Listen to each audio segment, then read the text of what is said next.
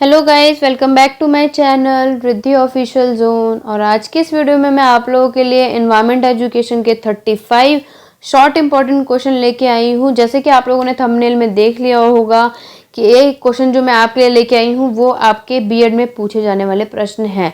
ठीक है, तो ये आपके 35 क्वेश्चन मैंने इसमें कुछ क्वेश्चन ऐसे डाल दिए हैं जो कि आपके प्रीवियस ईयर के क्वेश्चन में भी आए हुए हैं। तो अगर आप लोग प्रीवियस ईयर के क्वेश्चन पेपर की देखना चाहते हैं कि किस टाइप के क्वेश्चन आए हैं तो मेरी वीडियो को एंड तक देखिएगा। ठीक है, तो चलिए मैं वन बाय वन करके आपको बता देती हूँ कि वो 35 को शॉर्ट क्वेश्चन कौन से हैं जो कि आपके एग्जाम में आते ही हैं और आने वाले भी हैं। तो ठीक है, मेरी वीडियो को एंड तक देखिएगा। चलिए हम लोग वीडियो को ज़्यादा लंबा नहीं करेंगे। वीडियो को स्टार्ट करने से पहले मैं आपको एक चीज़ और बता दूँ दोस्तों कि मैंने हर सब्जेक्ट की 35, 25, 30 मैक्सिमम 35 है। बस असेसमेंट फॉर लर्निंग का भी मैंने एक रिसेंटली अपलोड किया हुआ है कि सिलेबस कम होने के बाद कौन से अब आपके बहुत ज़्यादा इंपॉर्टेंट क्वेश्चन हो गए हैं कि वो पेपर में आपको अब लॉन्ग क्वेश्चन में देखने को मिलेंगे। ठीक है, तो अगर आप लोगों ने वो वीडियो नहीं देखी होगी तो उस वीडियो को जाके चेकआउट जरूर कर लीजिएगा। तो चलिए वीडियो स्टार्ट करते हैं। बाकी की इंपॉर्टेंट बातें मैं आप लोगों को एंड में डिस्क्राइब कर दूंगी कौन से 35 क्वेश्चन है एनवायरमेंट एजुकेशन के, कि उसके अलावा आपके लॉन्ग क्वेश्चन किस टाइप के बन जाते हैं। तो मैं आपको शॉर्ट में वो लास्ट में डिस्क्राइब कर दूंगी, उसके लिए मेरी वीडियो को एंड तक जरूर देखिएगा। तो चलिए स्टार्ट करते हैं वीडियो। पहला क्वेश्चन है आपका, right the components of environment. आप लोगों को पर्यावरण के कंपोनेंट्स के बारे में लिखना है। ठीक है, तो ये आपका शॉर्ट क्वेश्चन में आता है दोस्तों। आप लोगों को कंपोनेंट्स पूछा है तो आप लोग अगर चाहें तो एनवायरनमेंट के मीनिंग के बारे में कि पर्यावरण होता क्या है, आप लोग इसके अर्थ के बारे में 2-3 लाइनें लिख सकते हैं, जिससे कि आप लोगों का शॉर्ट क्वेश्चन में स्टार्टिंग आप लोग बस ये भी डिस्क्राइब करना, कोई गलत नहीं होता आंसर में, कि आप लोग ये चीज़ बता दें कि पहले जो क्वेश्चन में पूछा वो होता क्या है। उसके बाद आप वन बाय वन करके उसके कंपोनेंट्स को अच्छे तरीके से शो कर सकते हैं। ठीक है, दूसरा है differentiate between food chain and food web. आप लोगों को अंतर स्पष्ट करना है फूड चेन और फूड वेब में कि इन दोनों में क्या क्या अंतर होता है, कितने में होता है। और शॉर्ट टर्म दूसरी बात यह है कि शॉर्ट क्वेश्चन है तो इसमें आप लोग डिफरेंशिएट इजीली ऐसे कर देंगे कि पहले आप फूड चेन के बारे में बता देंगे कि फूड चेन किसे बोला जाता है, क्या होता है फूड चेन, ये आपको बताना है। सेकेंडली आप लोग को ये बताना है कि फूड वेब क्या होता है। उसके बाद आप लोग इन दोनों में अंतर स्पष्ट कीजिएगा दोस्तों, क्योंकि आप लोगों को अंतर स्पष्ट करने से पहले आप अगर ये डिस्क्राइब कर देंगे कि इन दोनों का अर्थ क्या होता है, इन दोनों के अर्थ में क्या डिफरेंस है, तो ये भी आपका 1 पॉइंट डिफरेंस में बन जाएगा। ठीक है, थर्ड क्वेश्चन आपका बनता है, what do you mean by ecotourism. Ecotourism से आप क्या समझते हैं। जो बच्चे हिंदी में हैं, अगर आप लोगों ने मेरी वीडियो ओपन कर ली है तो मैं आप लोगों के लिए हिंदी में डिस्क्राइब कर दूंगी। अगर आप लोगों को चाहिए कि मैं ये क्वेश्चन हिंदी में भी आप लोगों के लिए लेकर आऊँ तो मुझे कमेंट बॉक्स पे कमेंट लिख के बता दीजिएगा।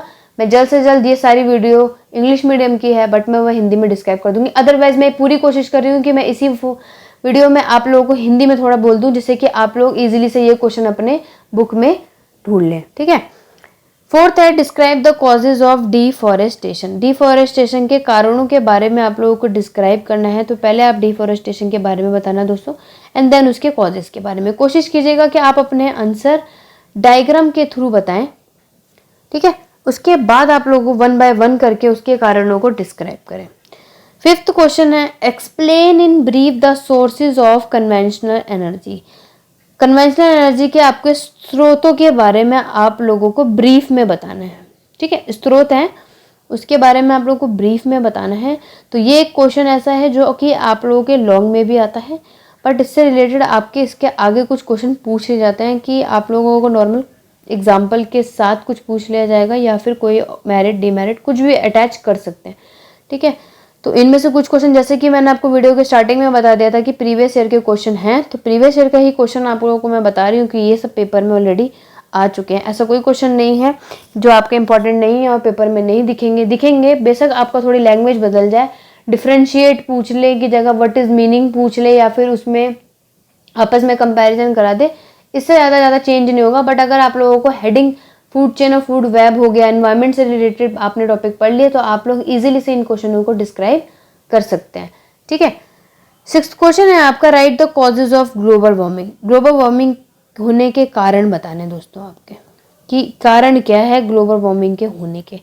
ठीक है, तो पहले आप ग्लोबल वार्मिंग के बारे में डिस्क्राइब करके उनके कारणों को अच्छे से डिस्क्राइब कर दीजिएगा शॉर्ट क्वेश्चनों के हिसाब से। ठीक, चलिए आगे बढ़ते हैं। 7th क्वेश्चन है what is acid rain. Acid rain क्या है दोस्तों? ये एसिड रेन नॉर्मली पेपर में ऐसे ही पूछा भी गया है।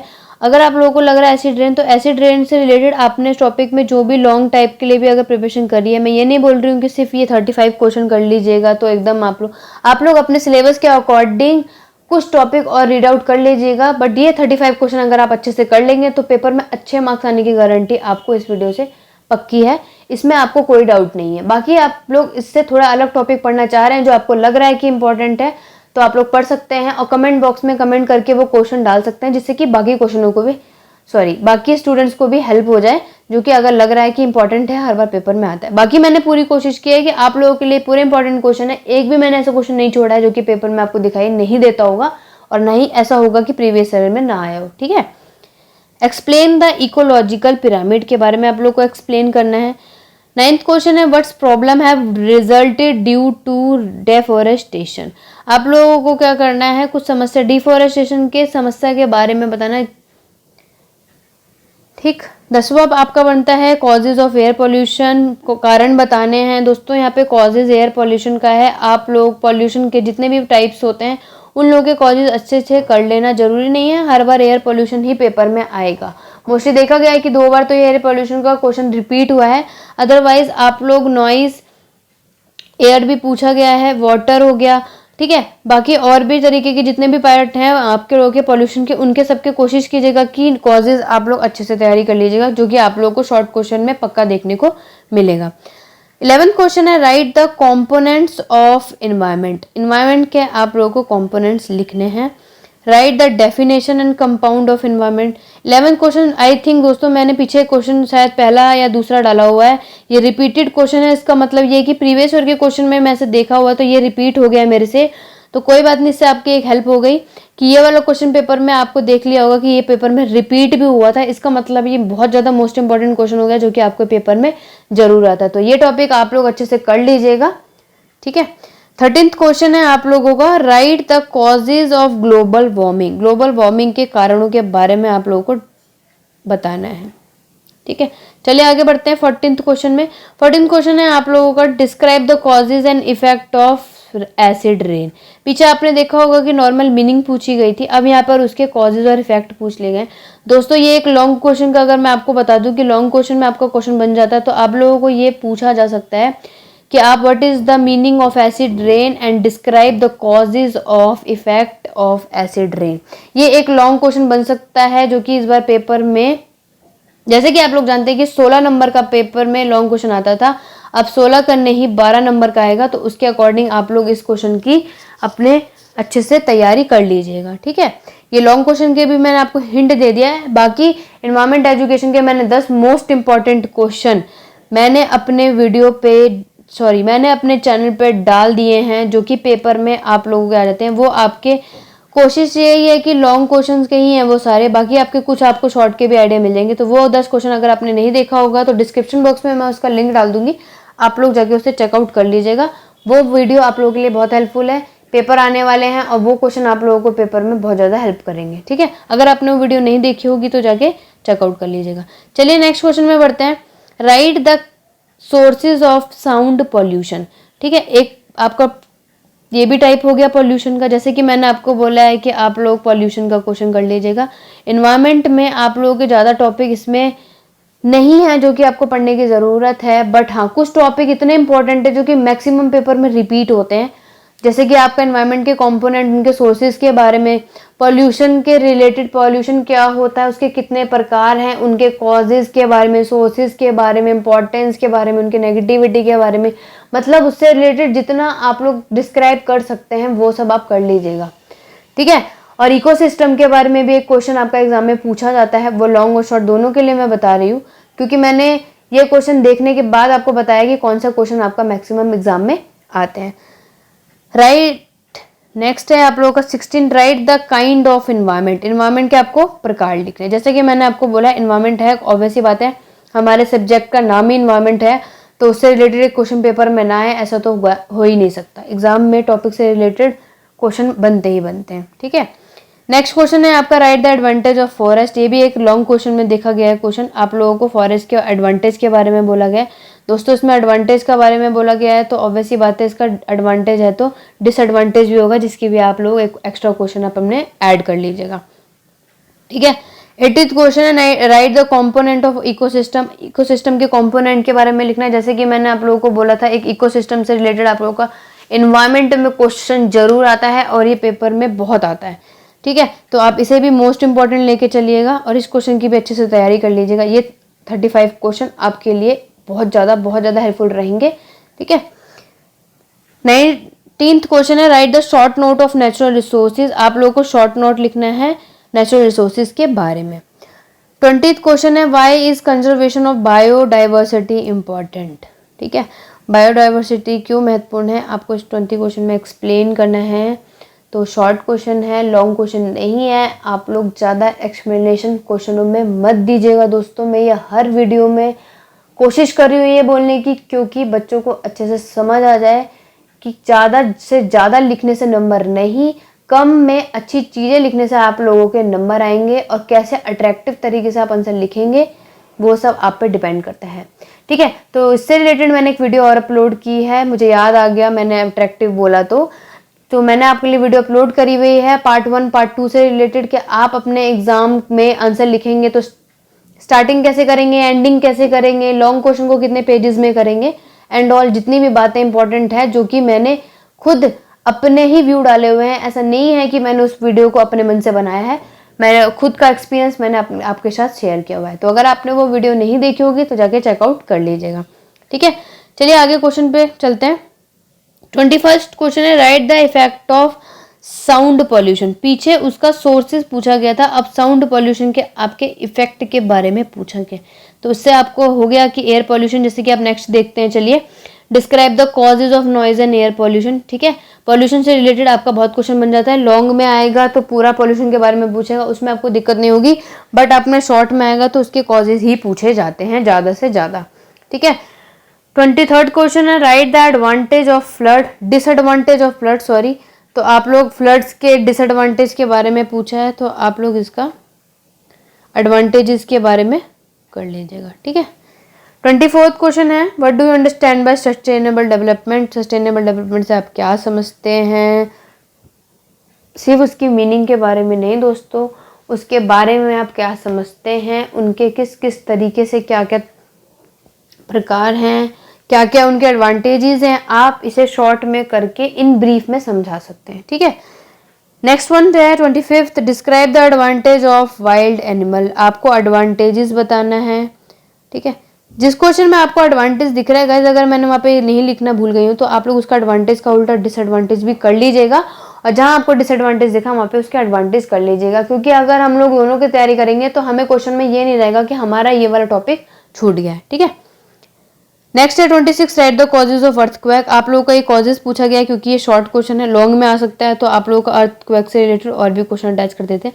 चलिए फिलहाल तो ये शॉर्ट क्वेश्चन पढ़ रहे हैं तो जल्दी से जल्दी मैं ये वीडियो आप लोगों को बता देती हूँ कि शॉर्ट क्वेश्चन आप लोग कैसे करेंगे। 27th है right the sources of thermal pollution. एक क्वेश्चन आपका आप देख सकते हैं, मैक्सिमम वीडियो में ज़्यादा से ज़्यादा क्वेश्चन मैंने पॉल्यूशन का डाला हुआ है। कुछ क्वेश्चन जो आपके आ सकते हैं इसलिए मैंने अपलोड किए हैं, पर मैक्सिमम क्वेश्चन वही हैं जो प्रीवियस ईयर के क्वेश्चन में देखे गए हैं।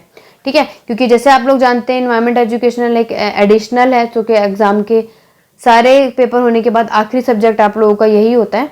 तो बच्चे अगर अभी तक अगर वीडियो नहीं देखी होगी तो जल्द से जल्द इस वीडियो के सबका देख लीजिएगा।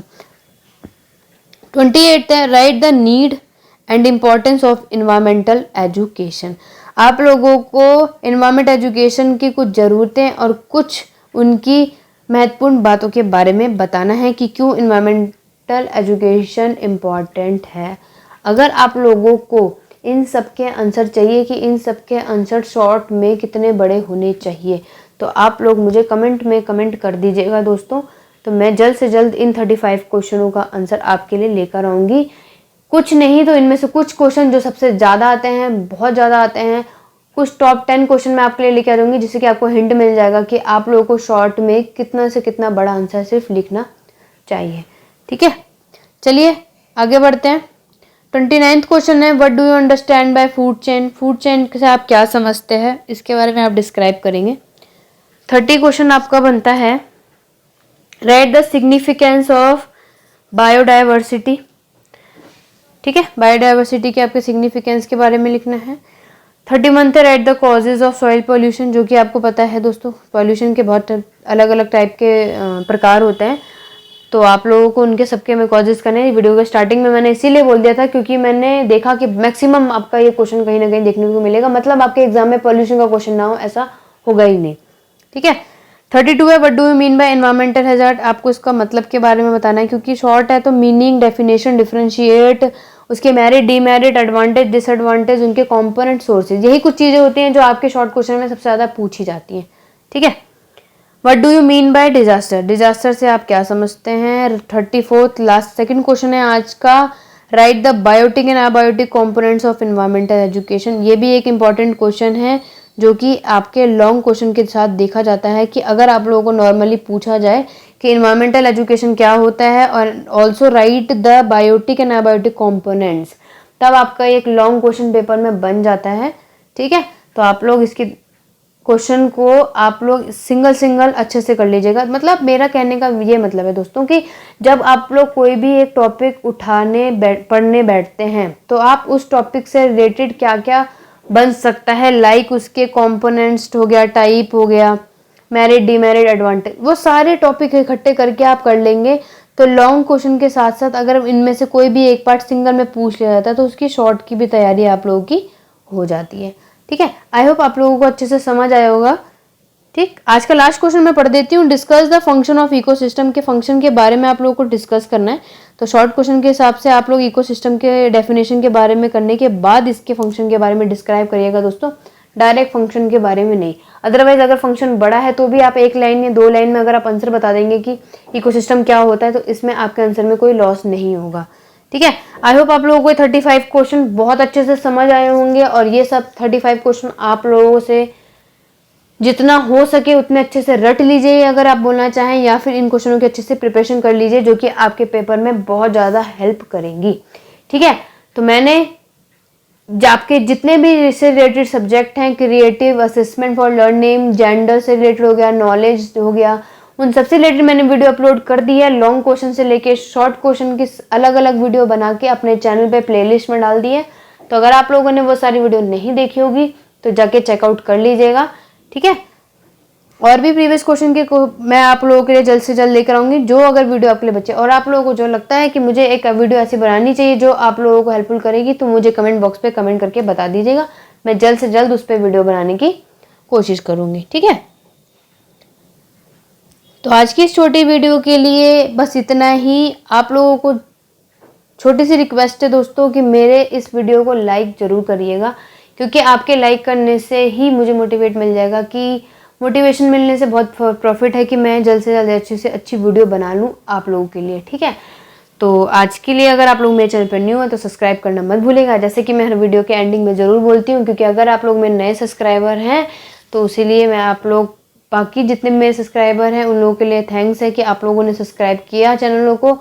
तो आई होप आप लोगों को मेरी सारी वीडियो अच्छे से समझ में आ रही होगी और सब अच्छे से एक्सप्लेनेशन हो रहा होगा। ठीक है, तो मेरी वीडियो को ज़्यादा से ज़्यादा शेयर करें और बेल आइकन पे प्रेस करें, जिससे कि नेक्स्ट वीडियो मेरे जल्दी से जल्दी आए और आप लोगों तक नोटिफिकेशन पहुँच जाए। ठीक है, आज के लिए बस इतना ही, नेक्स्ट वीडियो में मिलते हैं जल्द से जल्द।